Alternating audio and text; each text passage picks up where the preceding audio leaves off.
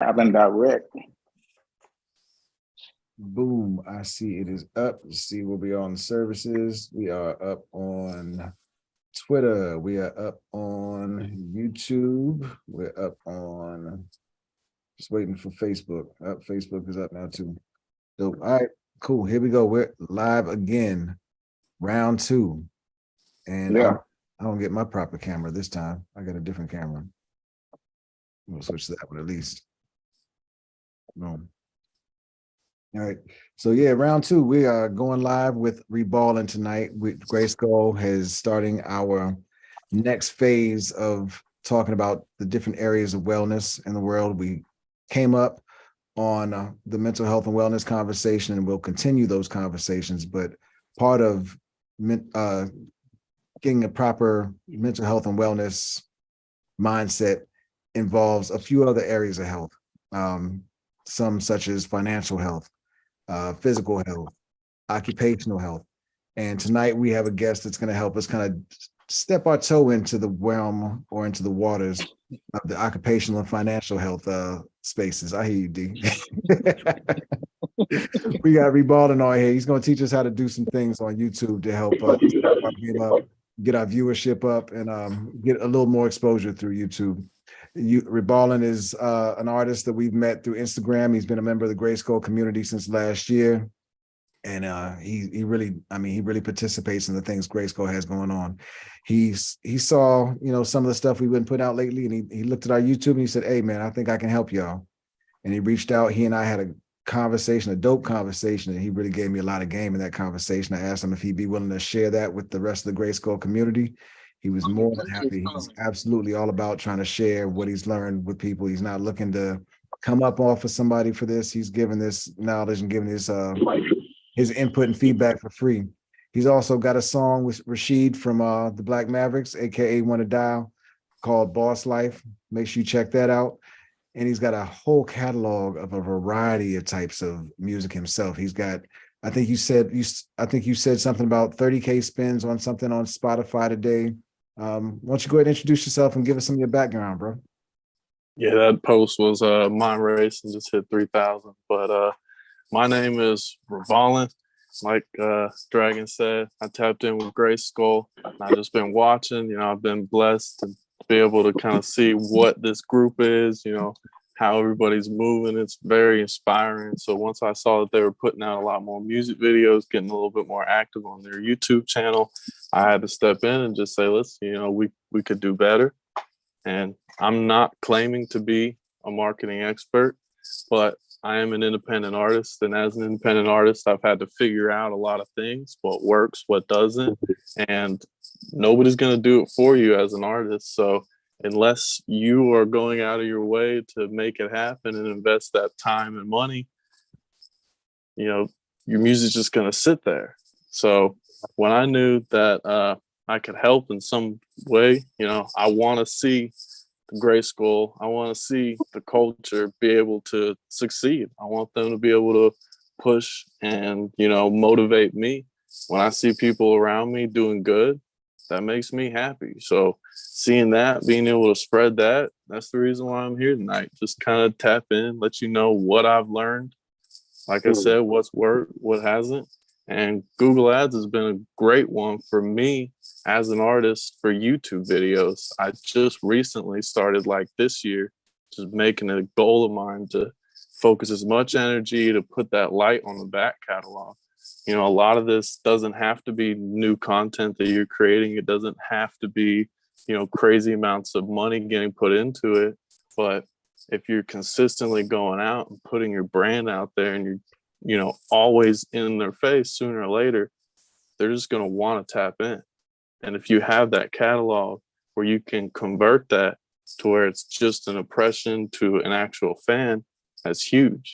And it's a lot of information. It's common or it's out there, but a lot of people feel like they have to charge for it.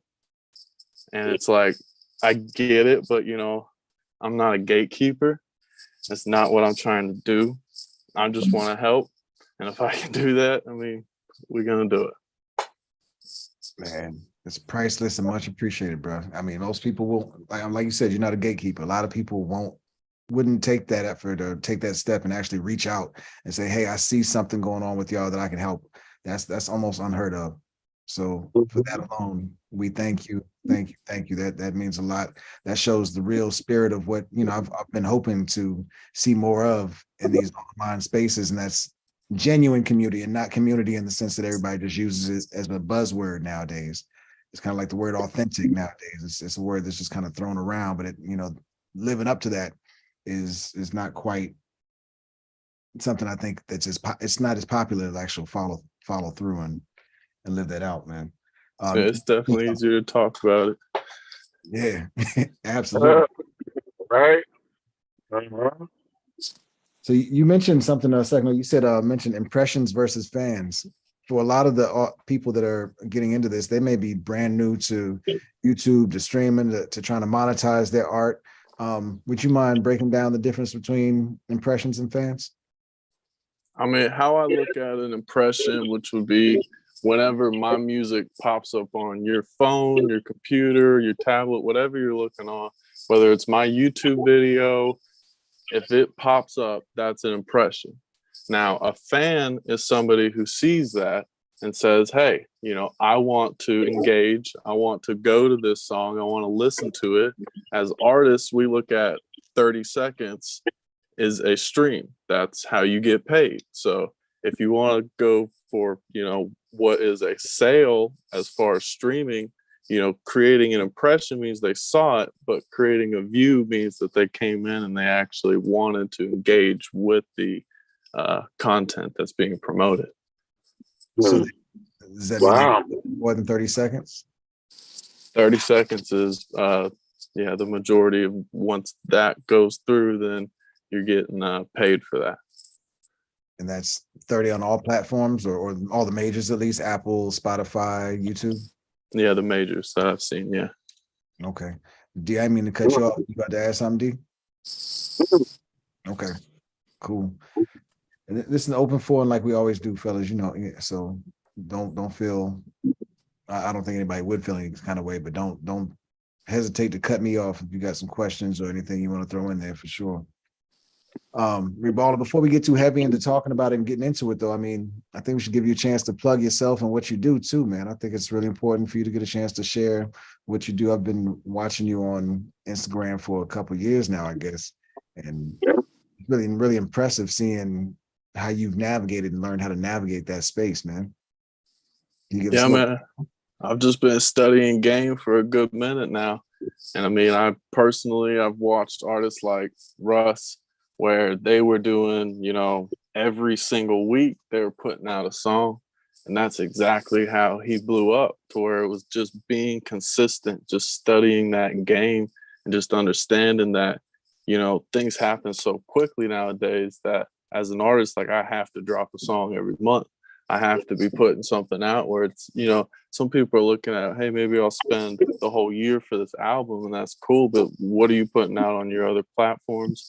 I'm always trying to consistently keep myself in that attention because it goes very quick nowadays. But I've put out over 30 songs now.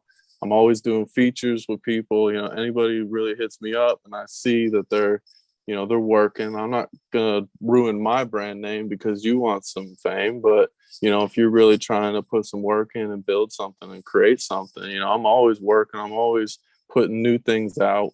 So just stay tapped in with me. Well, you can go to riballin.com. I got all my links on there. I got everything that you need merchandise wise. If you want to see, what's coming out new, I'm always putting updates on there. But as long as you're tapped in with me, you're going to just keep getting more heat every month. What's up, man? That's what's up. Hey, what's up? Where did your name come from? Why Riballin? I've been meaning to ask you that. Or did I miss it from the last time you were on? So my last name, Riballin. So it's just a play on word, just kind of swap out O, and it's Riballin.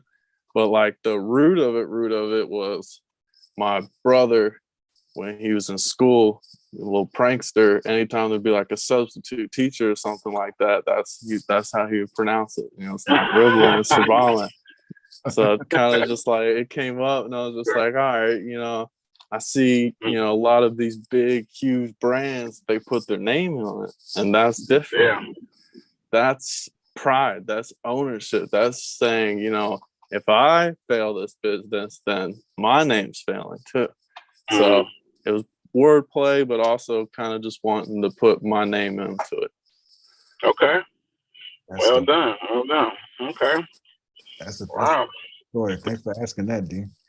Yeah. Mm-hmm. Now, I mean, most of us came to hip hop from childhood, and it was, the culture is what got us and pulled us in most heavily. The there was a whole different era for most of us, GRYSKLL obviously, right? I'm not sure what age group you're in, man, but what brought you into hip hop, and how did you get started with the music? Well, I would say that like my generation was a little bit different. I grew up where it was a lot of marketed music. It wasn't as much word of mouth, so I feel like a lot of the music that I originally started growing up on, it kind of was just like that gangster music, and it was nice. I was able to, get a foot in and just be like, okay, this is something I like. But over time, I just started seeing, the mainstream versus the underground, and then started looking back into hip hop a little bit more and understand that there's a whole lot more to hip hop than it was just that. But I just remember hip hop being kind of like a stigma in a sense, because like I said, the gangster rap, that was what was huge. That's what was getting promoted and pushed. So if I was putting that on, obviously my mom was, no, you can't do that. So I had to just steal my brother's phone and just, do that. And I bought a CD, I bought Lil Wayne's CD, and I just kind of went into it, just started diving in and slowly becoming more and more fan of what I believe to be now, real hip hop, actual lyricists, people who have a message behind their music. It's not just, this is a billboard and it's got a lot of money behind it. Yeah. Wow. Well, commend you for doing the reach back and the look and looking in. I know it's not easy in this era when, like you said, the mass marketed music doesn't really give you a heads up that hip hop culture even exists. They'll show you a lot of rap music, but showing you that there's a whole lifestyle and that there are quote unquote rules in some cases, or just customs within the culture. Like that's something that you don't easily get exposed to. I know for me, I had to have some older heads pull me to the side and teach me some of the principles of the culture when I was in my early 20s. And that helped me appreciate the culture more and helped me learn how to kind of hold it nearer and dearer. Did you have anybody around you that could teach you anything about hip hop culture, or if you had to learn everything you've learned primarily online? Like as far as family, not really. Like my mom was into jazz and blues. I mean, you really go into the root of that. I mean, it did lead to hip hop. So like there is that, but not really. On my dad's side was doing like country and stuff like that. So it really took me going to SAE Atlanta, where I got to tap in with the music theory class, and I was able to actually kind of have assignments where it's, hey, go look back, go look at all these different genres and figure out why was it popular? Why did people resonate with that? And really dive into that. And I think that's what made me later on kind of appreciate other forms that kind of led into hip hop. But Wow. as far as like having somebody just put me on, no, it's kind of just, like I said, just studying game and seeing who they're pointing out and being like, okay, getting in these GRYSKLL chats on Tuesday nights, just being like, okay, we got some heat we need to listen to. That's dope, man. Appreciate that, man.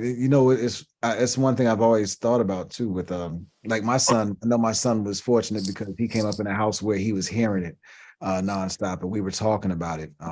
So he got exposed to the culture, but a lot of his friends didn't have that. I knew they were being hit with the marketed music, so I had to understand and appreciate that about the way they were exposed to and learn to listen to music. Because I know a lot of people in my demographic, will can easily pass judgment and just kind of draw a line at, oh, well, you don't listen to music the way I do, or you don't understand or respect the music the way I do, and they just kind of cut the conversation.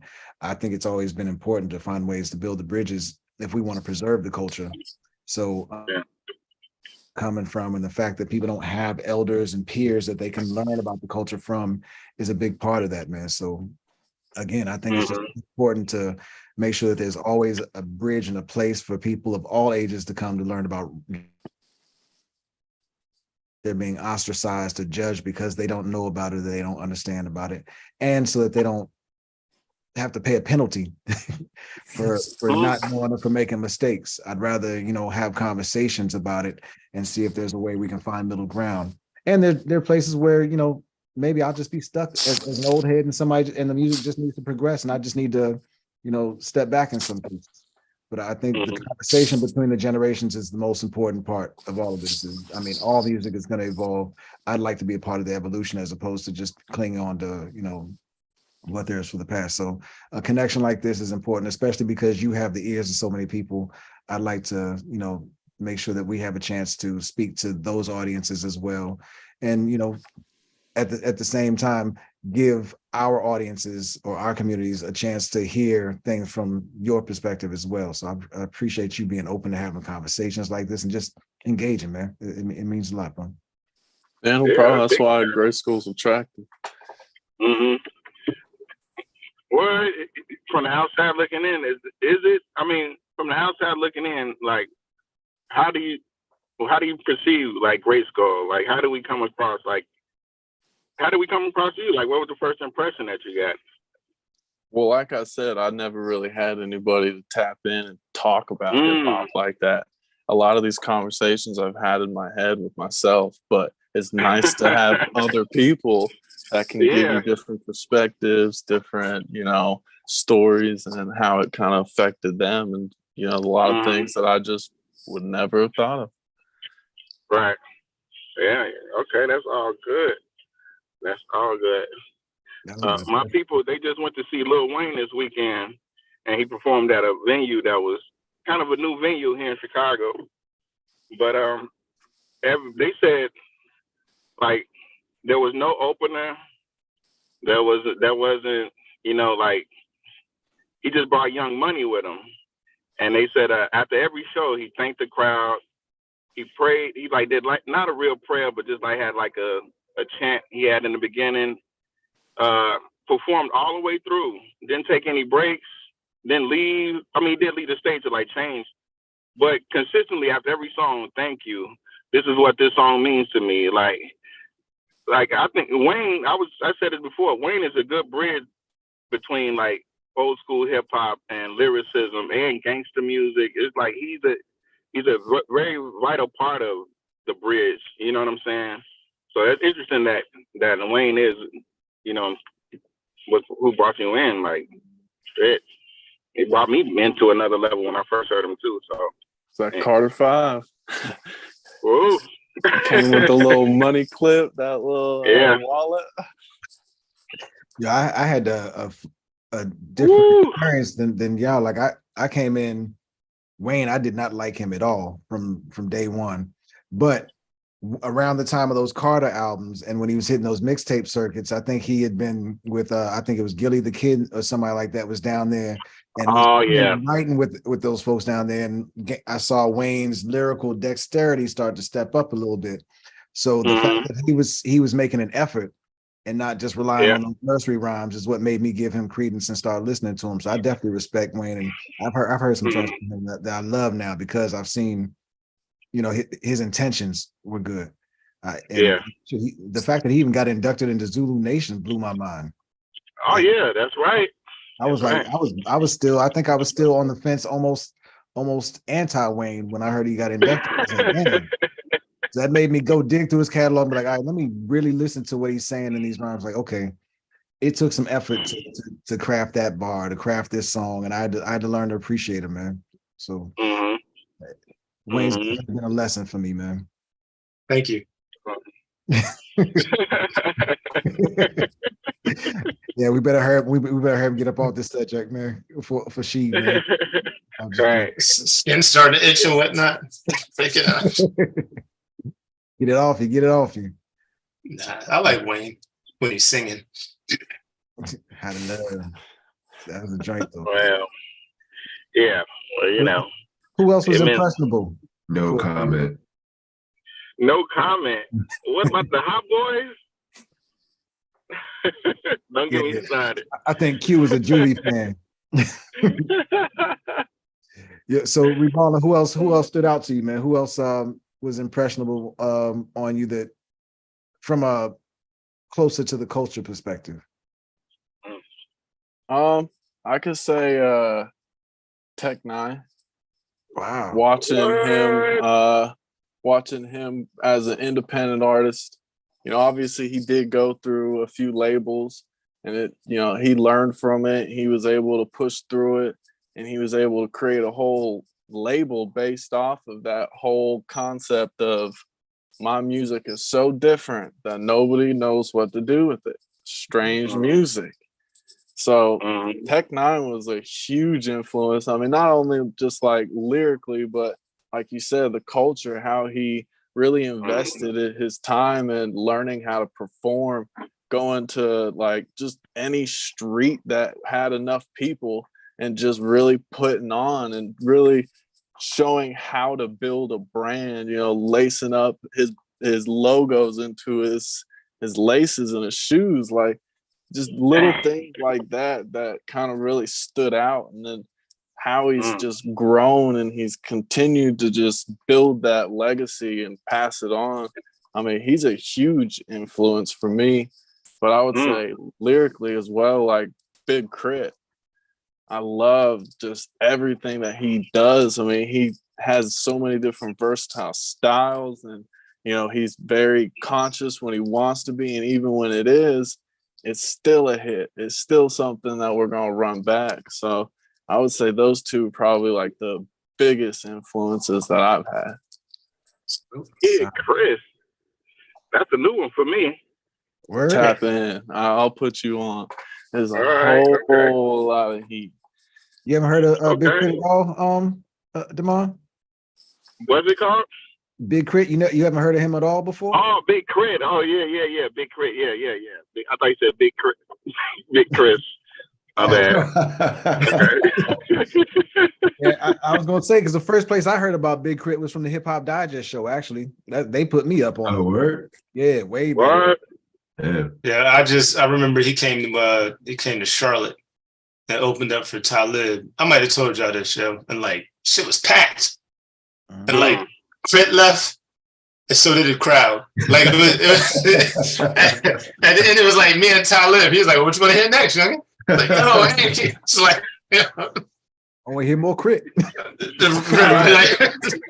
Yeah. Wow.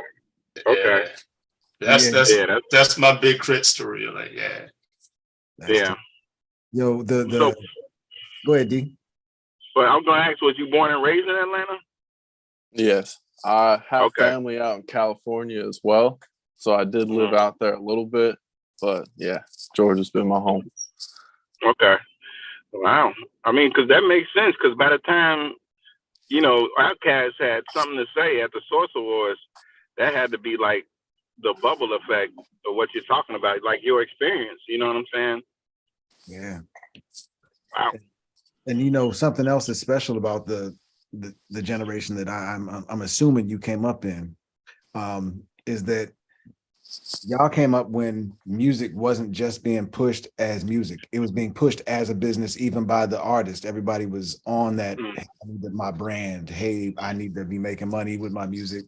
Whereas for us, when we came up, you need to be solid on the mic. You need to understand, represent the culture. That was what was being pushed by our peers. So seeing that you've grasped the business principles, obviously, because of, you know, your success with you know, with the streaming services and social media, seeing that you've grasped that, but also that you reach back and like I've paid attention to your lyrics, and I see that you actually take time to put some effort into your rhymes. I didn't see that at first when we first came across one another. I didn't see that because I heard the sound, and the sound reminded me of the money sound. So I didn't listen honestly at first, but after I heard you and Sheed connect, I was like, okay, I need to really go look through this brother's catalog and listen to some of his, some of his lyrics and listen to his rhymes. And it woke me up, man. It definitely woke me up. And I'm really glad that you've been as persistent as you are and that you got the type of demeanor that you do, man. Because I feel like I would have missed out had we not had a chance to meet. And had I not had a chance to look past the sound that I thought was a different sound or was gonna be giving me a different sort of music than what I ended up learning that you have, man. And you're real versatile too, man. I mean, you go from being able to do some introspective, heartfelt stuff on some what they call boom bap, I've heard, but I've also heard you do like the stuff you shared most recently. I'm like, yo, this dude's got pop level success hits catalog too. This dude could really blow, man. So I love the fact that you respect the culture and you still you figure out how to walk that line, man. I respect that and I appreciate that. Yeah, I heard Riballin on what was your man that used to do the Time Flex? Yeah. And, Time Flex. Like I think towards the mid to late part of the second season, or second, I guess, season, for lack of a better term, was when I first heard you. Like, I remember two things, and the biggest one was your energy. Like you had this. Even on a beat that was a little more laid back, you had this real infectious energy. And I was like, yo, this dude is kind of dope, yo. And then we kind of started following each other, and I would just kind of, wow, I'm like, yo, I fuck with the boy, you know what I mean? So I remember, matter of fact, I think in my last in the last joint I did for Time Flex, I was naming like all the people from the joint that I thought were halfway decent or better. And I remember I mentioned your name in that verse. Yep. Yeah, shout out to Time Flex. Yeah. Shout out to Time Flex, man. You real versatile too, man. I've heard a bunch of different flows from you too, bro. Where's that come from? A lot of people pick a flow and they're happy sticking with it. I mean, I really started out in the beginning just trying to find that sound, just playing with a lot of different beats on YouTube. Before I was buying any beats, just kind of throw it up, freestyle, see what happens. But more or less was just trying to find my sound and just running with the vibe and, truly understanding that, every song has a different emotion and a feel. And if you can tap into that, it's going to sound a whole lot more complete than if you're, super hyped up on a chill, relaxed beat. So like more or less just trying to not limit myself to one box, one kind of producer or one sound, but, also just having fun with it. If this was a cool beat that I liked and it, called to me, a lot of my influences were not as hip hop oriented when growing up. So certain things would like call to me like my brother was into heavy metal and stuff like that. So just listening to that alone allowed me to tap into different sounds that, maybe weren't 100% on me, but there's an audience out there for them, Yeah. That's right. That's a part of it. That's a part of the energy. You know what I'm saying? Yeah. When my first impression was from Time Flex, I was like, he would rhyme with a smile on his face, and he changes his voice. Like he raps from the gut, like Pac does. You know what I'm saying? And so, but like the chorus, like the hook master, I'm like, man, that dude is a hook master. I told my girl, I was like, I want to work with him. Like everybody that was in there. So yeah, and it proved itself.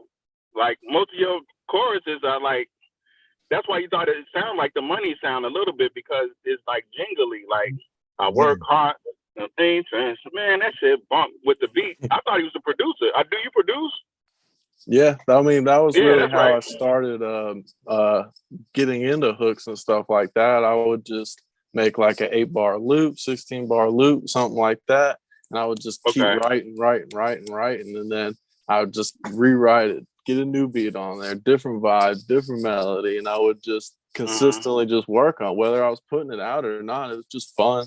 So being able to do that, you know, also being able to create the beat and then understanding, you know, how to fill different pockets, how to hear those pockets, and listening to the instrumentation and how to play off of that. I mean, it's huge, but I had a lot of people in the beginning tell me like, it's all bars. It's nice, but I don't want to hear 80 bars. Like you got them, but like, give me a hook. I want something that I can vibe to. So I still do every once in a while. I'll tap in on that flow of just all bars and I'm just trying to get something off. But the majority of that really just came from trying to structure an actual song, being able to create that hook and then writing off of that. And also understanding that it's a whole entire story. It's not just writing bars. Understand you need introduction. You need to tell the story. You need to back up the story with the hooks and really be able to keep it catchy and keep, you know, people interested in it, because not everybody enjoys bars. I do. But who doesn't enjoy bars? I'm just saying, like, a lot of people don't. It's a totally different era. The shot was saying earlier. I mean, it's completely different. Like mainly just like attention span. If you look at you know, a lot of the stuff that was created back then, that wouldn't have been looked at as, you know, weird or out of the norm. That would just be how it was made. You know, a lot of what it was as well was in a studio setting where you didn't have Pro Tools, you didn't have a lot of this newer equipment. So it was, this is what we got, one take, let's make it happen. There wasn't that space to be able to pull back, add in that extra bit of, you know, editing and whatever you're trying to make that hook powerful. Yeah. No layering, not all the different 1,000 takes on ad libs and all that stuff. Yeah. Layers and add them layers. Keep adding layers to it. Yeah. Okay. All right. So that's your origin. And now the second thing I noticed from following you on Instagram was your posts and how crisp and how sharp they were. Now, is that something that you do too, or is this just like something? Yeah. I knew it. Yeah. I know it. Canva.com is the easiest one that I've used, to where you can do as much as possible, but like I still will use Photoshop, After Effects, Premiere Pro, and I've invested the time into figuring out how I can, you know, keep the quality of my brand at where I want it to be and not having to put a lot of money into that, because as an independent artist, sometimes time is a better resource than spending more money, especially when we're independent and we're not getting as much income in the beginning, being able to but still have that out there and not make an excuse about it. But Canva is normally the easiest one, where I can just make a quick one and just throw it out there, and they have templates and stuff you can work with, but I like just whatever I'm feeling, whatever I'm running with, and just go from there. Okay. Wow. Yep. That's one of my favorite tools too. Yanni put me up on Canva, and that's part of what helped me a lot over the past year. Canva and CapCut are my two weapons of choice right now. Yeah, that's my first time hearing about Canva. Okay. Yeah, I gotta. But yeah, you're exactly right. I mean, I'm learning to do a little bit more myself. You know what I'm saying? It's gonna take more than just getting like the free version of whatever you're trying to use. You're gonna really have to dig into it, figure it out, know what your look want to be. So yeah. Thank you. Yeah, no problem. And I mean, I definitely started out with the free version as well. It was once I started wanting to use that artwork to make money. That's when it was, you know, but it's Instagram, you're not getting paid for that. So that's no issue. You know, you can go on social media, but it was more or less like the album covers and stuff like that, being able to pull artwork. They've got huge databases of videos, pictures, all different kinds of things that can help you out. Matter of fact, that background I had on the last place we were trying to stream, that came from Canva. the little white design thing or that video thing, that came directly from Canva. Yeah. Okay. Now, We'll do a night where we just go through and walk through, and I'll show you. Mhm. I know at least I'll share. Maybe we can do something similar to this. I know it's almost time to get to the business. I did want to give people a chance to get to know you first, though, Riballin. Yeah, that is very true. That is very true. But Do you? My bad. Hold on. Let me ask you. no, I'm Do you glad get a you lot? did it. You get a lot of impressions from Instagram, like, because you do a lot of collabs. Were those collabs from people that you knew already, or they kind of gravitated to you because they saw you separating yourself from like what a normal rapper, quote unquote, would be? So I feel like there's two sides to that story, where recently, like, they've been doing a lot of, the blue checks. You got to pay for that. So it's like, if you're not promoting and doing a lot of things on Instagram, if you're not putting money in their pocket, sometimes you're not going to get the same impressions. Now, I'm not saying don't post on there. I'm not saying don't do that, but don't limit to one source, because there is different algorithms for every single one.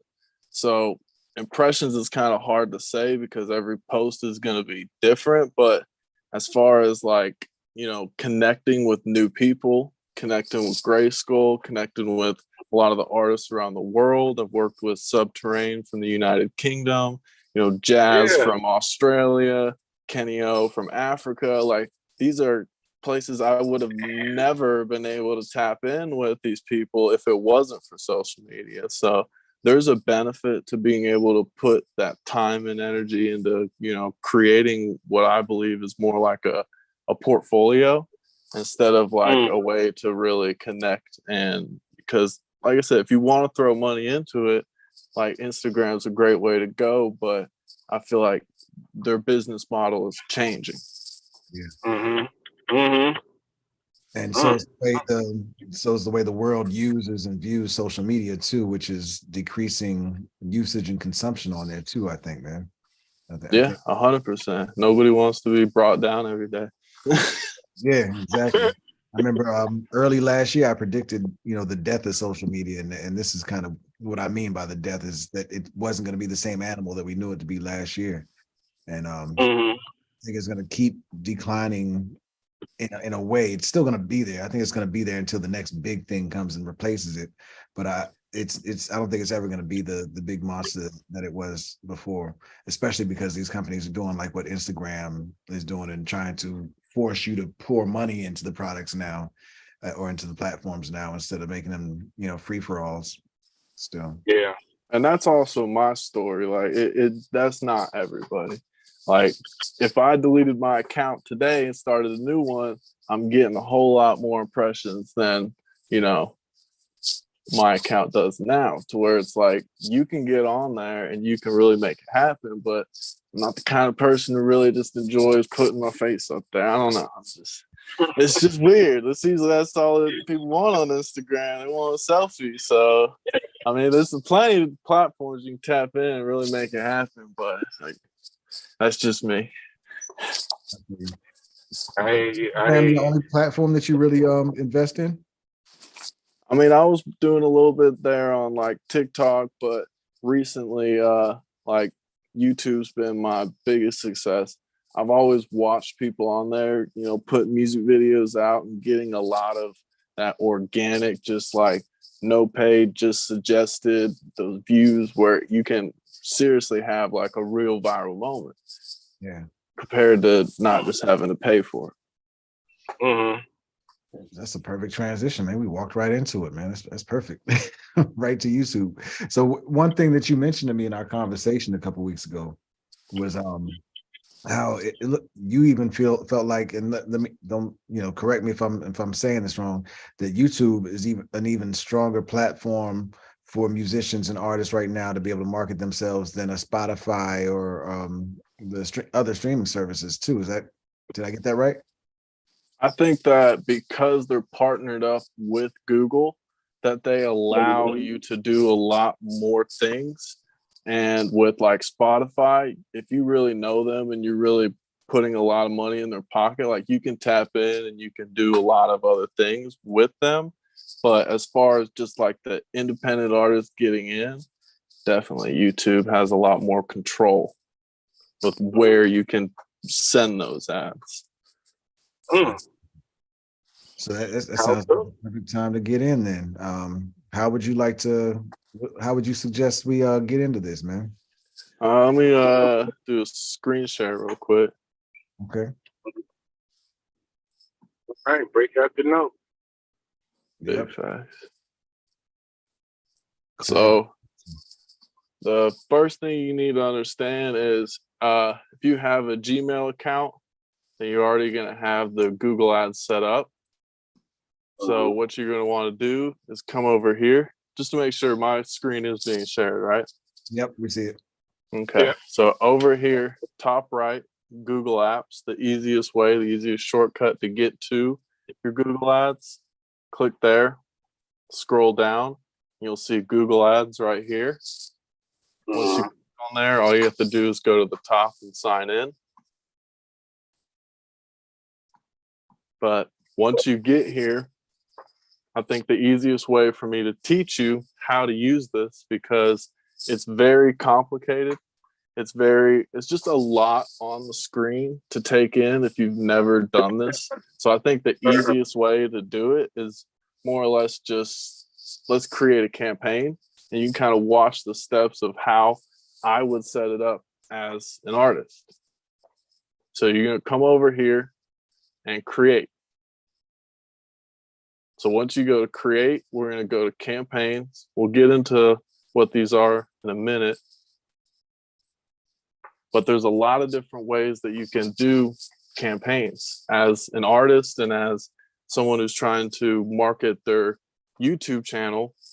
What we're going to focus on today is brand awareness and reach.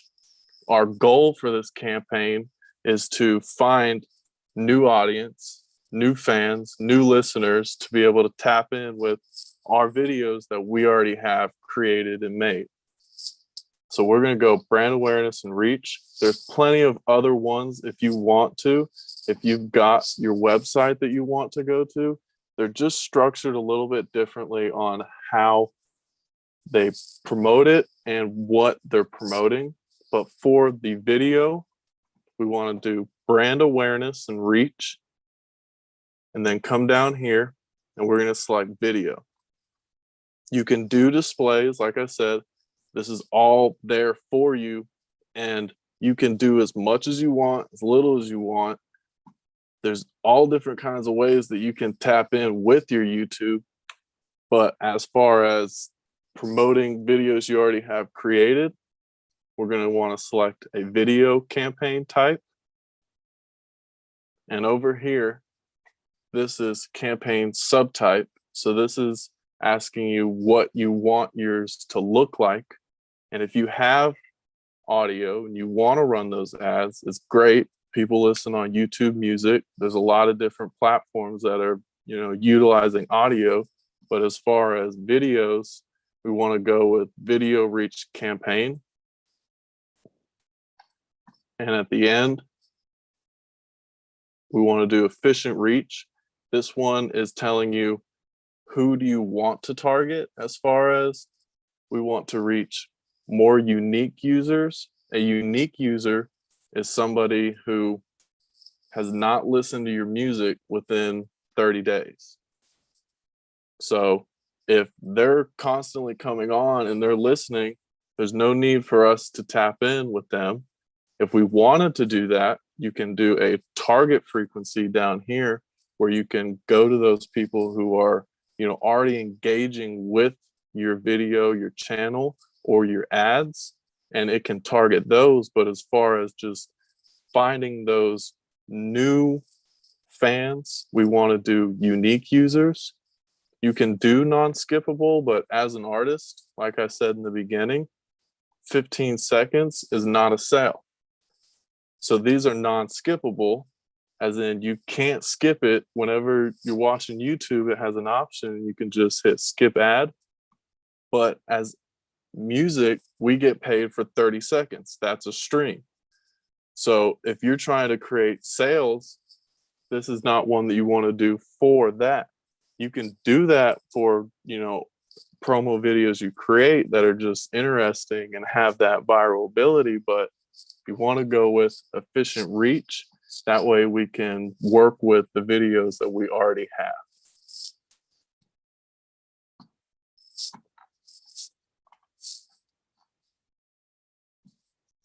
And then once you go through that, you hit continue. And some of this information we're going to come back to afterwards because they have more options later after you create the campaign. But what you want to do is name it. I'm pretty OCD, so I like things to be very organized. So do what you please, whatever makes you happy. But for this, let's just say YouTube. And bid strategy, that is telling you how do you want them to spend the money. This right here is already selected because of the campaign type that we created. It allows you to kind of, the algorithm can learn how your campaign is spending money, and it can change it daily to where one day it could spend more, one day it could spend less. But for this, just leave it how it is. And then over here is budget and date. And this is where you really kind of have to look at it as an independent artist and say, how much am I willing to put into this? Because Google Ads is free. You don't do any kind of subscription price. It is based off of what budget you're willing to put in. So if you say, I've got $100, that's what they're going to spend. So you can really look at it and say, what fits my budget? And everyone's going to be different. The more you have, the more it's going to perform, the better it's going to be, the quicker results you're going to get. But again, we're independent artists here, so we're looking for longevity. I can do an ad and run it for a month, but what does that do when it's done? You know, we're trying to just continue to be consistent, always having our name out there and building that brand recognition. So I was putting on my story less than $2 a day.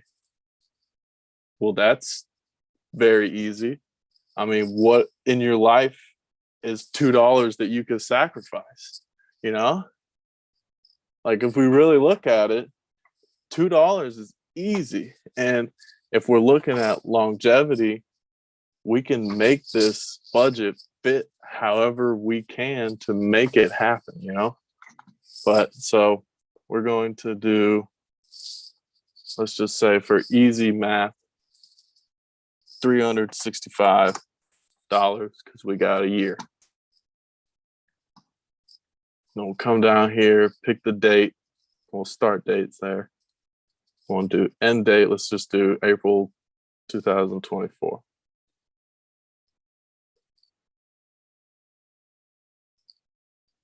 So if you come down here and you see that's less than $1 a day. I mean, who can't afford $1 to promote their music? Like, it really does add up over time, being able to always have your name, your face in somebody's computer on their screen. So pick whatever fits you, pick whatever is going to push you the most, but always keep in mind longevity. We want to keep these ads going. We don't want it to be short bursts. So question real quick, does it hit you for that 365 all at once, or does it hit you as it spends? As it spends, so it's normally monthly. Okay. So that's $30 a month. That works. That helps people see how to budget for that.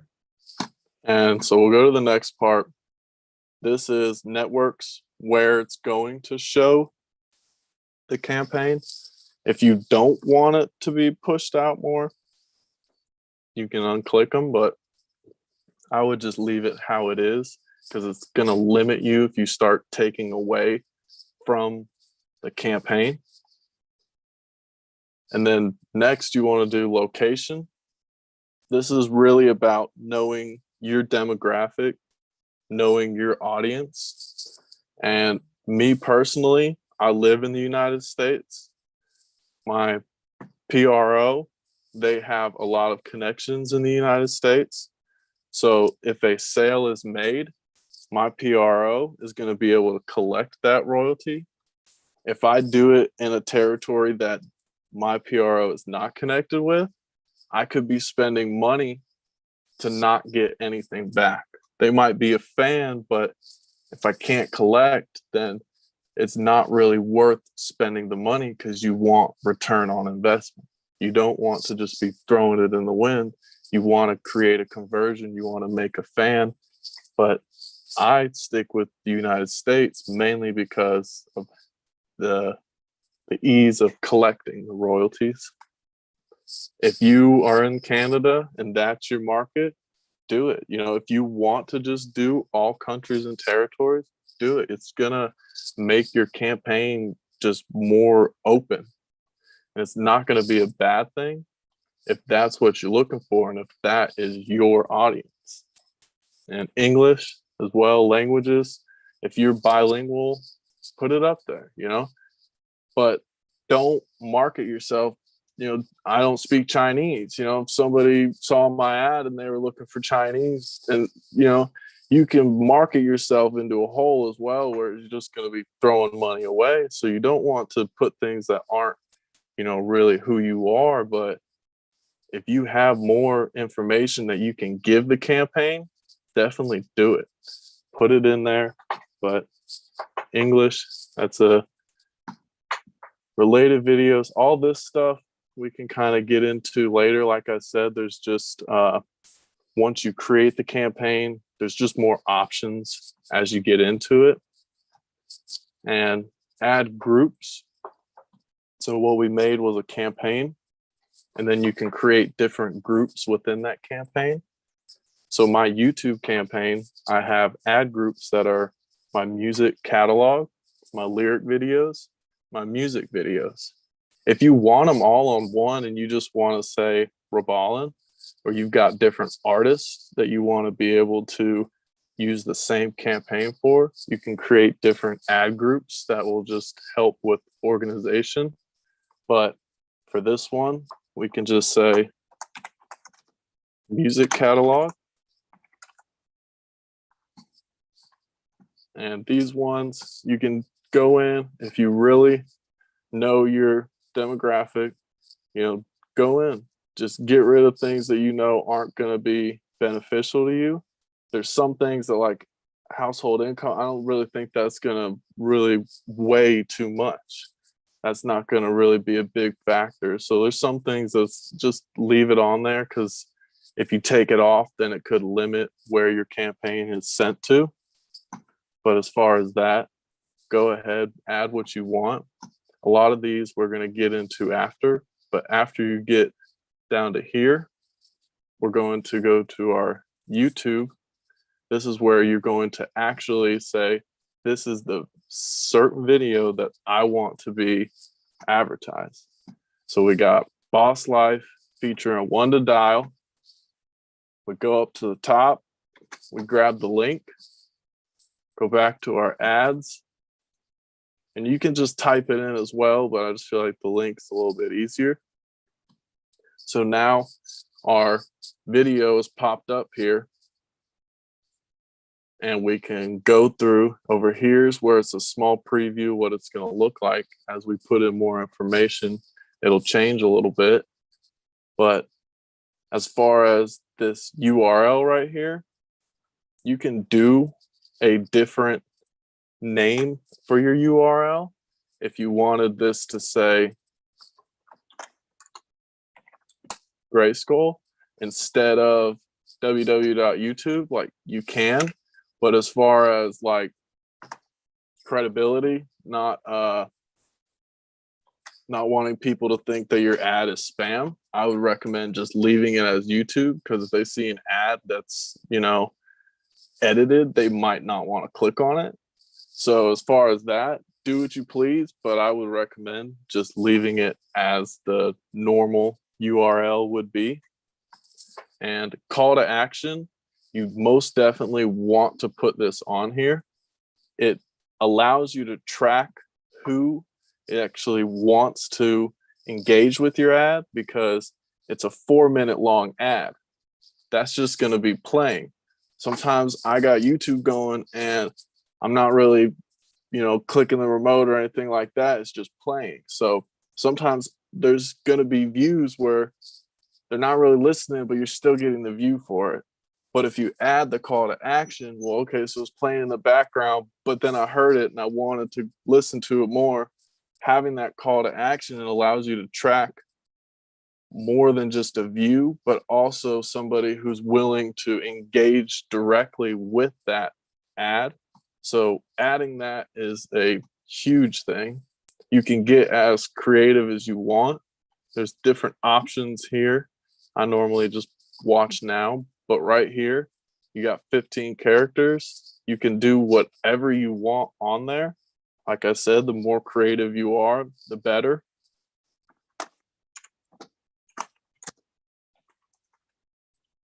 As you see right there, it just updates, and you want to just put something that's going to draw them in. You want something that's going to catch the eye. So if you know your audience, you're being very specific with how you're targeting them, you can do different things, but keep it pretty vague, but be creative with it. And you can come down here if you want to do different. Right here where my picture is, if you want to come in and upload custom pictures for each ad, you can, or you can just run with the auto generate, which is just going to take the thumbnail and your banner that's already on your YouTube channel, and it'll just make something with that. And then we'll name the ad Boss Life. And then target CPM, cost per 1,000 impressions. So what that means is, how much would you be willing to pay for 1,000 people to see your ad? That doesn't say that just because I pick $4 that my budget is $1 a day. It doesn't mean that it's going to spend $4 every day. Your budget is what you're saying, I'm willing to pay this much money for this campaign. But your bid is how much you're willing to pay, how much you're willing to bid to have that person see your ad. So if you've got a total, like you said, every month it hits, you've got $30. One day it might bid $4. The next day it might do less. It might do 50 cents. So your budget will always be the same, but how you bid, you can change to get more and less impressions. I'll show you later where you can kind of find an average, but as far as like what I figured out, $4 is a standard that you can start with. If you want to raise it, you can. If you want to lower it, go ahead. But just keep in mind that we also added up here the target CPM. So it's going to play around with that. It's not always going to be that $4. It's going to move it around to fit your budget. But I'll show you later where you can kind of find how much people are paying per 1,000 impressions, and you can kind of get a baseline. If you're willing to pay more, obviously you're going to get more placements. What you're really looking for is top of the page placements. You want to be able to, once I type in lyric videos on YouTube, music videos on YouTube, you want yours to be at the top.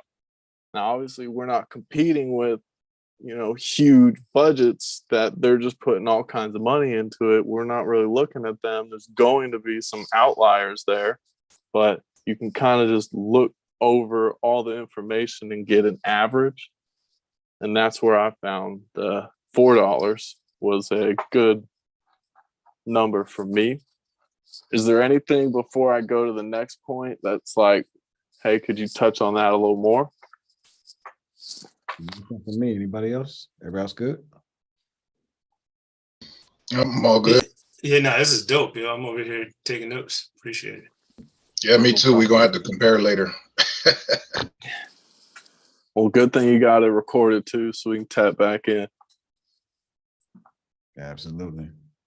So after that, you would just create your campaign. And this is one that I already have set up here. That way I don't have to start running another campaign. But over here, this is where you're going to start getting familiar with Google Ads and how it works. Up here is just a filter if you want to just show different campaign types. But I just have it set for my video one so we can see this YouTube. Over here is where you're mainly going to be doing a lot of navigation. There's an overview, which will just show you a lot of your whole YouTube campaign, different campaigns that you have. Recommendation, that's going to be over time. There's going to be campaigns that do better, do worse, and the algorithm is kind of going to watch how each campaign grows, and they'll have suggestions. They'll say, hey, raise your budget, lower your budget, or add keywords. They'll give you certain little recommendations. So it doesn't come up instantly, but tap in whenever you see notifications for that. And then you can come here, insights. That's just all the analytics that you want to, see how it's actually performing. There's a lot of great different tabs that you can look at where you can see really which videos and everything like that, down to the age, the demographics, and you can really start to understand who's your audience that's engaging with this campaign. But so what we just created is campaigns. So you could click that, and that's where this is going to show up here.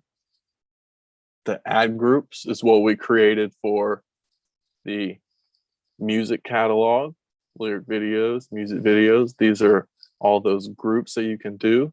And then ads, this is the video that we selected. So that's where we went and got the link, Boss Life, and we plugged it in there.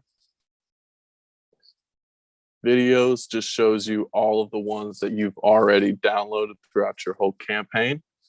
And down here, keywords and audience, we want to go to content.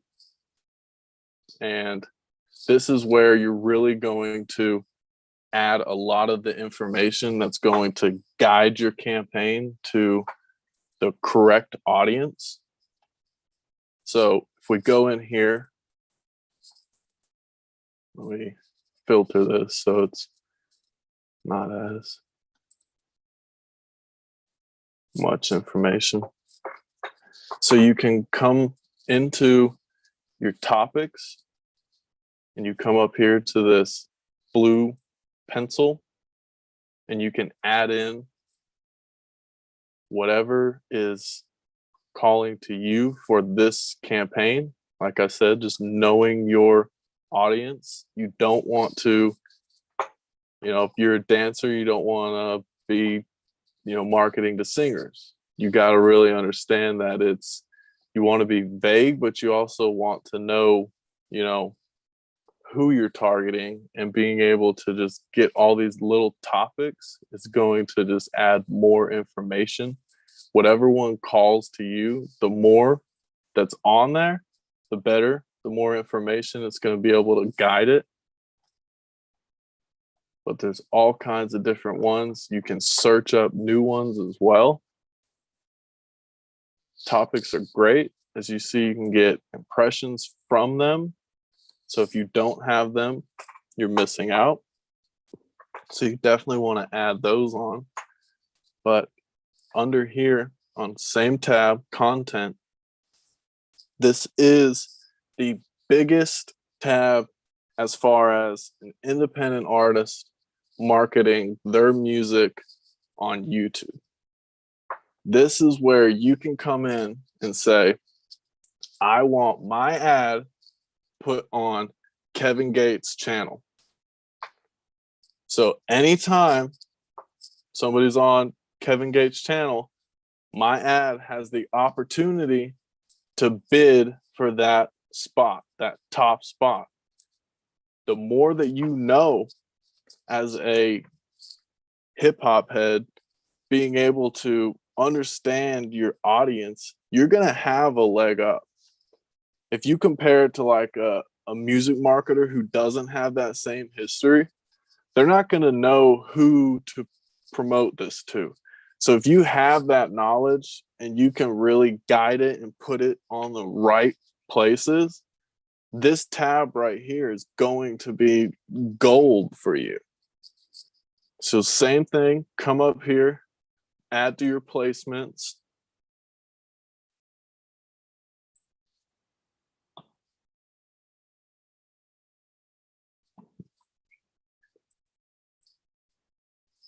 I don't know why it's not working.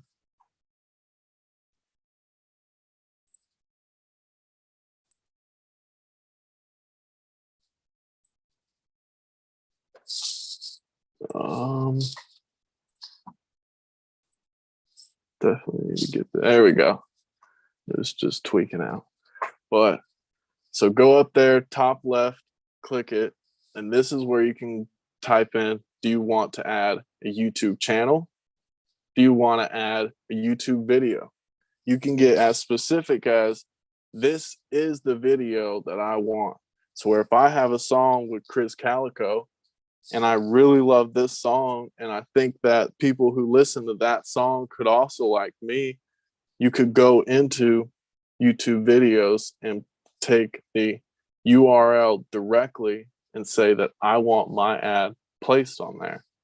Now, just because you put it up there and you say, hey, I want it to go on this person's channel, that doesn't mean that you are always going to get placed on it. Every page has a different bid, and the more traction, the more audience that's on there, it's going to be harder because there's going to be more people who are going to be trying to pay for that same spot. So if you can really tap into the knowledge where, hey, maybe it's not as big of a mainstream artist, but he still has a following, you can get a lot of more traction without having to bid for those big names. Well, we can walk through this real quick. So YouTube channel, the easiest way that I find a lot of these artists, these placements that I want to do, is I can go to Spotify, and down here, it's going to say fans also like. So if you are on Spotify and you're starting to get more connections and people are listening to your music and they're also listening to other people's music, they already figured out who is the audience. They've already figured out what fan base is willing to interact with it.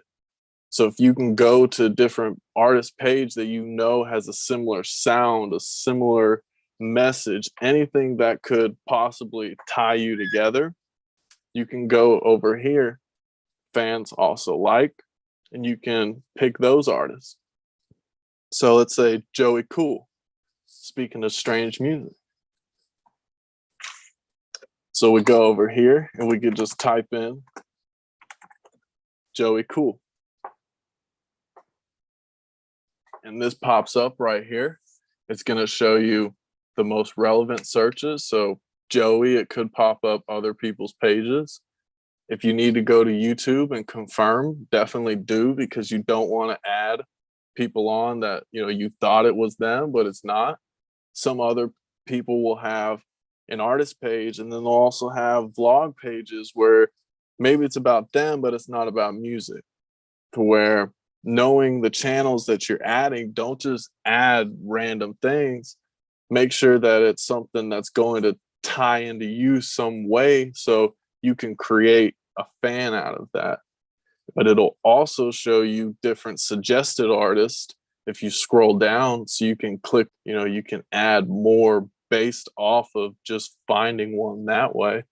And just like I said, you can do channels, videos, you can do, there's topics, you can even type in websites where it will take different suggested listeners and data from those websites, and it'll create new placements for you.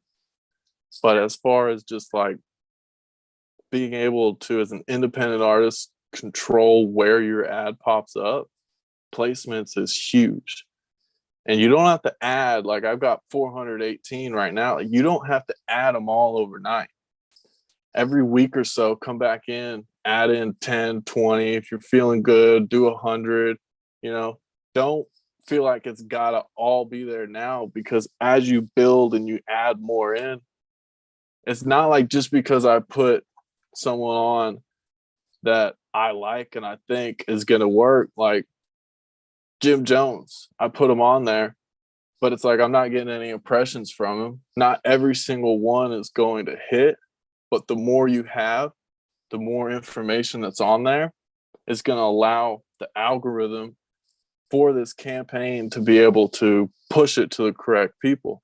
Because even though I say I want to be on Timbaland, well, it knows who else is like Timbaland, and it can add in suggested ones. So not only is it ones that you're adding in, but it's going to create more for you. But like I said, that page right there, placements, if you do nothing else, if you just create the ad and do this, you're going to see huge return, especially if you know your audience. So next page for content, display, and video keywords. So this is pretty much the most common search for words on Google. So they just have a database of every time that somebody searched for this word, this phrase, this, you know, group of words. And you can say that anytime somebody searches for that, they are likely to want to listen or see my campaign. So keywords are great for being able to, again, just guide the campaign in the correct direction. If you come over here, same thing, where you just, the big blue button in the left, add some keywords.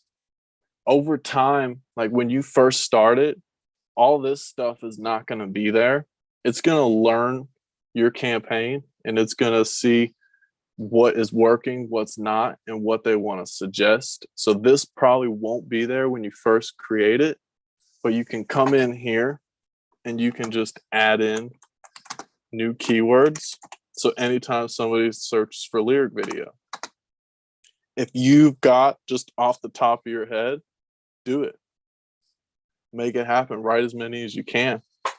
But there's also over here keyword ideas, where we can do a website, we can do a vague product or service. But if we type in worldstar.com, everybody knows them as a big name. Well, this is going to give you ideas, keyword ideas, based off of keywords that WorldStar has used. So you don't have to, you know, be super versed in all these great keywords.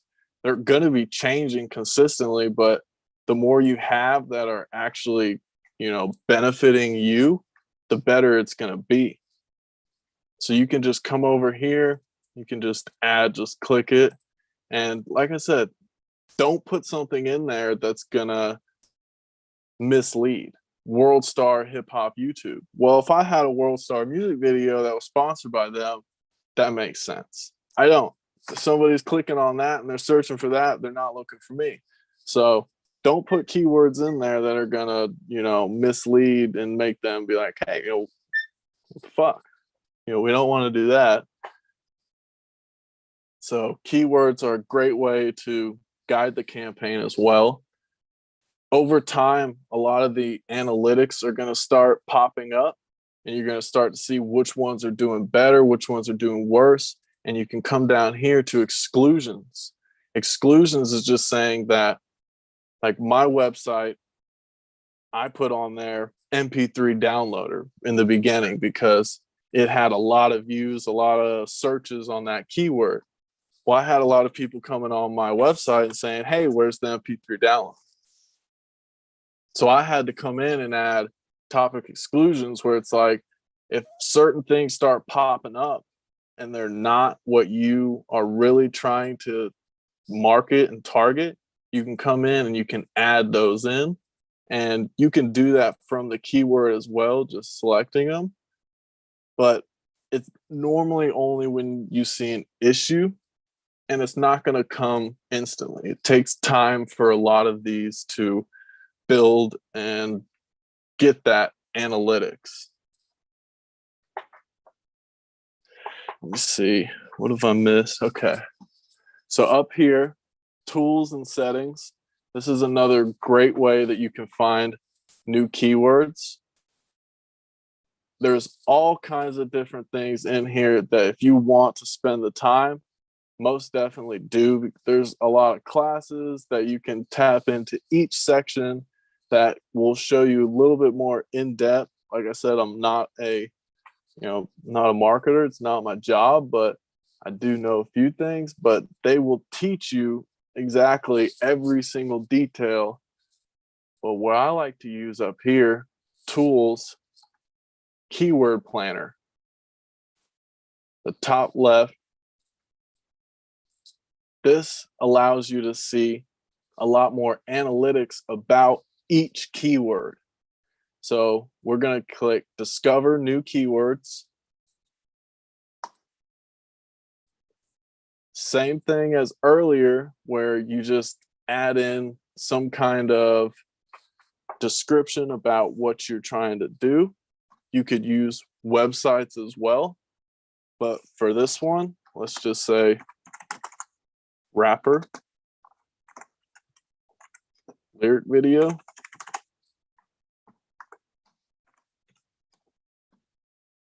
And then get results. So you could add in all those keywords over there on that one tab I was showing you under content. But this shows a lot more analytics, and it also shows you bids. Let me try and add another one in here so it'll show a few more.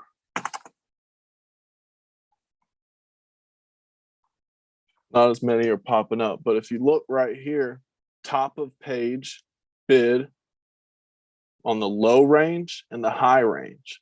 So earlier when we put in the target CPM, the click per 1,000 impressions, this is saying that anytime that somebody's searching for lyric video, it costs at a minimum of 89 cents to get to the top page. Like I said, when you type in lyric video, the first ad that pops up, and it also shows you the maximum. So if you've got 100 people and your bid is $4 and 99 other people are less than that, you win the bid. But if some of those people are doing more than your $4, you might not hit it. So it's going to change. It's not always going to be, stagnant. So don't feel like, hey, just because it's 753, like I can't put that on there. Definitely add it on there, but you'll start to see over time, different ones that fit your budget. Like I said, we're not trying to compete with WorldStar, who they're putting in, let's say, $10, $20 a bid, where that doesn't just work with us. But you can come in here and you can see different keywords, how many times on average that they've been searched. And then it'll also show you, just like how stocks are, how it's performing over time. Is it going up? Is it trending? Is it coming down? Is it always just the same? Because some of them, like, it's just, there's always going to be people looking for those keywords. So spending a lot of time just getting as many of these as you can. You can come over on the left side, just click as many as you want. You can copy them and paste them in. It makes it very easy. if you look over here, account status, it already says it's in my account. I've already got that keyword added. Don't need that one. So going through here, it allows you to find those new keywords. You can go on to Google and just look up which ones are good for that time. You know, it's going to change. Like I said, it'll show you how it's trending for recently, but the more you have, the better.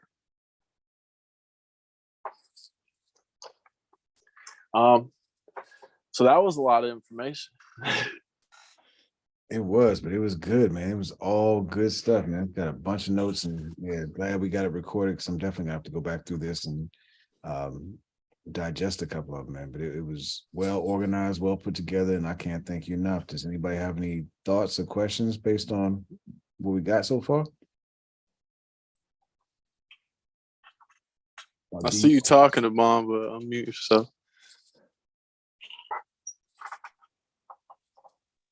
Yeah, I just wanted to give you praise, man. That was pretty good. I mean, I learned so much. Yeah. It does. It's a lot into it, but it's not as challenging as I thought it would be when you hear Google Ads. I mean, you started off saying that Google Ads is free. I thought that was mind blowing off the top. So thank you It's for not going like into it. like if I put money into that budget, whatever that budget is set, that's what it's gonna be. So if I set $30 for that month, that's what I'm gonna pay. But it's not like I have to do a subscription price where if I'm not running ads, I'm still paying. So okay. Yeah. Okay. Yeah. Wow. It was excellent. Wow, this is I feel like a lot of the other services, they don't have the budget flexibility as Google Ads does.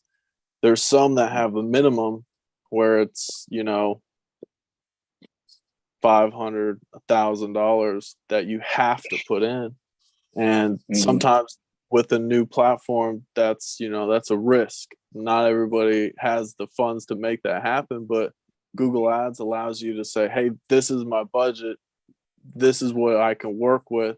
And they're going to, you know, the more information you put in, you want to make it where you're putting so much information in that if my campaign is the same budget as yours, that mine's going to be performing better because of all that information that I've acquired as an artist, knowing the demographic. You know, that's going to be where, as independent artists, we can lower costs but still have that, you know, that push. Yeah. I mean, we all trying to lead people back to our YouTube page. It's the irony that, you know, instead of spending money with Instagram, this is definitely the way to go, you know. Well, so how I also look at that, has anybody heard of the term ClickFunnels? So a ClickFunnels is pretty much a marketing plan. It's just saying that you're going to take as many people as possible, the top of the funnel, as many platforms as possible, Instagram, TikTok, YouTube, Google Ads, and you're going to funnel them all to one source. So me, Riballin.com. That's my end goal. If I can get them there, they're more likely to make a sale and it will be worth the advertising. But you want to spread it out as much as possible. So it might work better on one site, but the more that you have, the more that's going to be coming in. Okay. So you click funnel on the other platforms as well, and you run ads on IG and on TikTok at all? Yeah, I have before. Like I said, it's just not my demographic. Like TikTok is a lot of young kids. They don't listen to my music. My demographic is like 30, 40. So a lot of the people on there, it doesn't fit me, but it's still worth, you know, putting that out there and doing it. I feel that.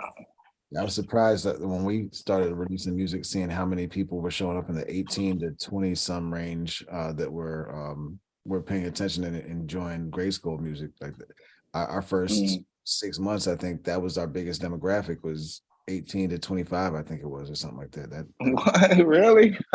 That's funny.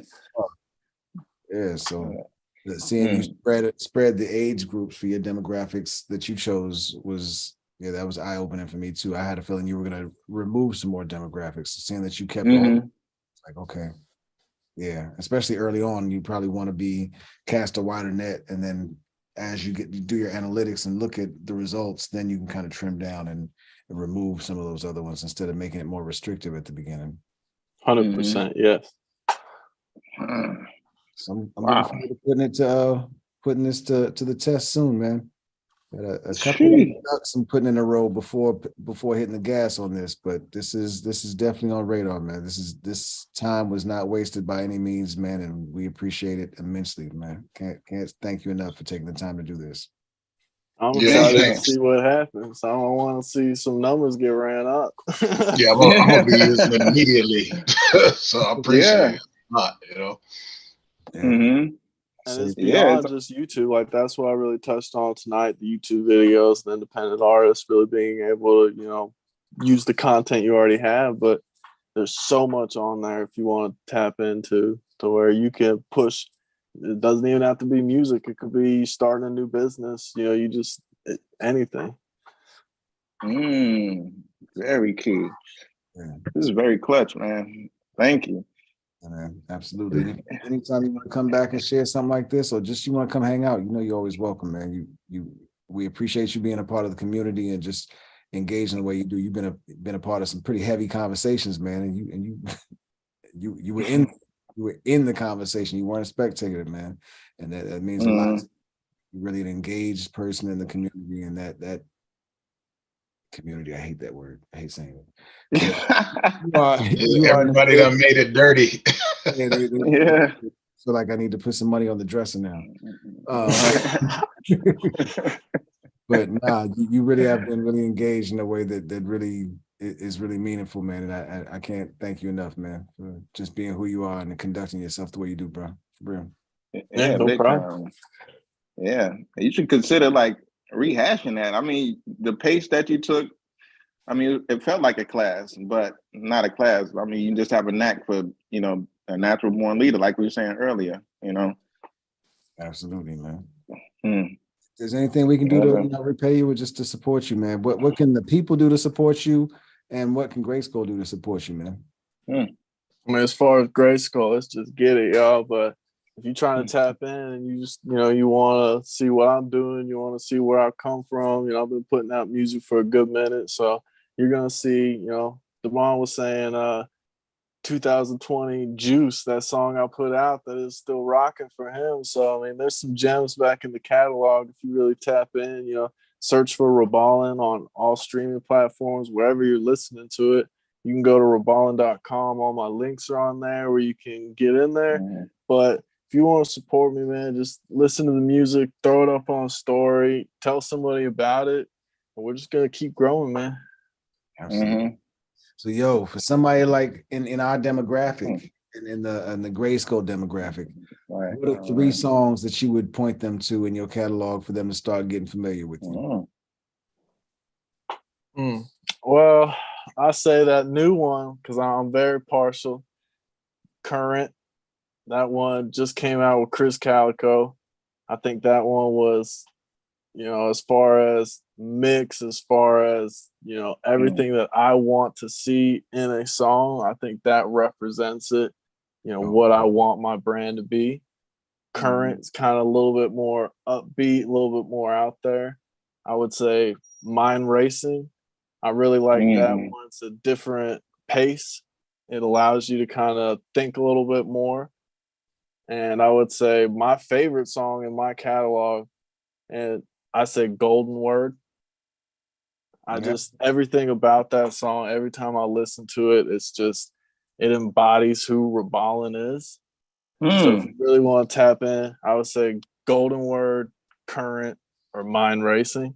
And if you want to turn up, you know, I got like All Out, What They Say About Me, but you know, that's some like heavy metal mosh pit kind of music, high energy, in your face kind of stuff. But you know, we got different vibes than that. It's not all that. That's what's up, man. That's dope. Yo, you something else that Wow, bro. yeah, something else I respect out of you too is, I mean, like I said, that your business acumen, like you really about the business. I know you've gone and even gone out and got a few features, right? You had the what was it, Big Twins from Infamous Mob pop up on one recently. It was 2 months ago. Who else have you featured, and what do you some of your experiences with getting features? What has that experience been like for you? I mean, some of the bigger names, I could say the Jared Benton from Atlanta. He's a big name.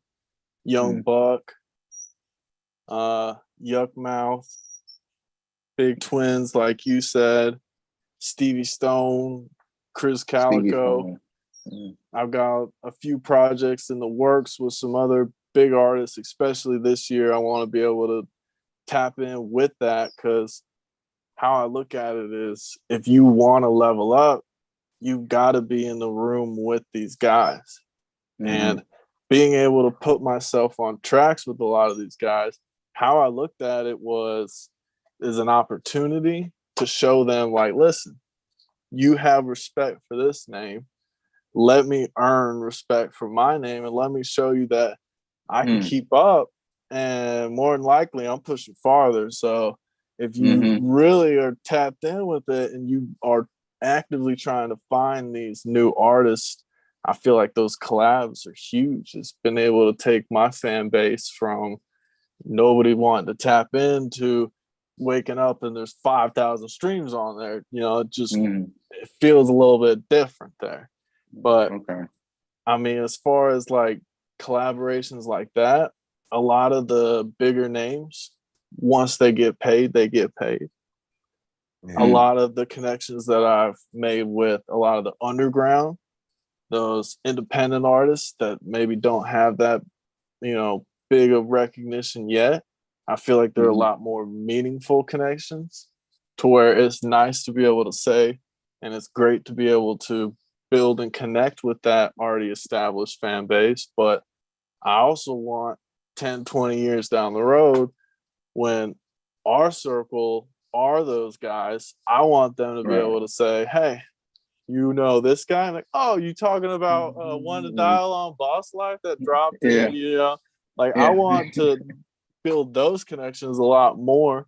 There's, you know, there is value in paying for that, but there's also a lot more value in just connecting and building and creating in that song with somebody who necessarily doesn't want anything up front. They're just looking at the long game, the end game, and you can connect and build with people differently compared to some of those bigger ones. But I mean, there's nothing wrong with that. A lot of people will say, you know, how do you feel that you pay for the feature that's a big guy, instead of, you know, he came up to me, yo, Riballin, you just that dope. I need you on the track tomorrow. Right.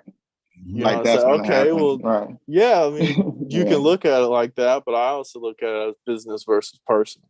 Yep. To where it's like, yeah, it would be great. I would love for this guy to get my DMs and tell me he's ready to work. But business, I can put that over personal and still understand that it's an investment, and that I could put money in and see money out.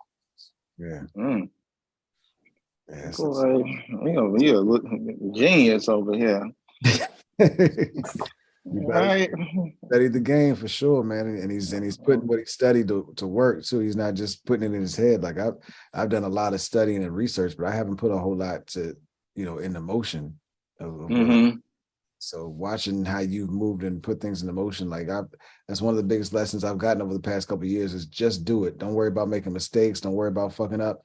You fucking up worse by not doing something. The first video that I had on my YouTube that I started running those ads, it was one verse. It was a 45-second long video, to where it was like, yeah, I could get caught up and say, well, it's not the full song. It's not this. It's not that. It's not perfect. Well, I put it out there. I started it, and that was the first step. After that's going, then we can come back and chisel it out and really figure out, hey, you know, we want to do the full song. We want to do the whole lyric video. We want to create that content. We want to, you know, spend a little bit more time on it, but also understanding that, like, you don't have to have that. you just need something out there. Yeah. And it wasn't a loss because you got your analytics back from it. You Yep. know, so you're able to then apply that to the next thing and Mm. fail forward, so to speak. Yeah. Mm. And I'm glad you said that, because you're going to really see over time that every single video is not going to perform the same. You could have all the same placements, the same keywords, all that, and it's not going to perform the same, because like if I look at my music videos, what they're spending on there is a whole lot less than my music catalog, but it has that draw. It has that ability to bring people in. So the more you're putting out there, the more you're testing, you're going to start to find which ones are working, just like you said, and just apply it to the next one. Okay. Perfect. Okay. Mm-hmm. Yeah. Hey, y'all got anything else, man? This has been even greater than I thought it was gonna be. I knew it was gonna be beautiful, man, but this was even better than I thought, man. All right. I just leveled up. Yeah. Right. Let's go. And It's a that's real the part that I podcast, say right? makes it better, was just the way that I saw everybody get engaged and looked like everybody was really getting something out of this, man. So Mm-hmm. that 100%. makes it worth the time. yeah, and I'd like to, this is, GRYSKLL moving forward. I want to have every once in a while have some opportunities to do something like this where we learn something together and share something with the community. Not on the table. Share something with share something with our people too, though, man. Because I think this is the next step, is to take people on this ride with us, because we're about to hit the gas this year. Mm-hmm. These little things are definitely valuable. So Riballin, if you ever have a time that you want to come back and share something with the people, just say the word. You're always welcome, man. But Again, thank you, bro. Appreciate you, man. Yeah. Right. A No plus in my problem. book, man. Thank you. Mm-hmm. All right, fellas, Oh, you ready to shut it down? I'm ready to go get me some cabbage. Yeah, we about to shut down then. Give me something else. Word. I will All build. right, y'all. Man. Thank you all. Riballin again. Thanks a lot, bro. Appreciate Appreciate it, bro. Yeah, All right, appreciate cool. you. Yes, y'all. sir. Peace, Peace. peace. Have a good one.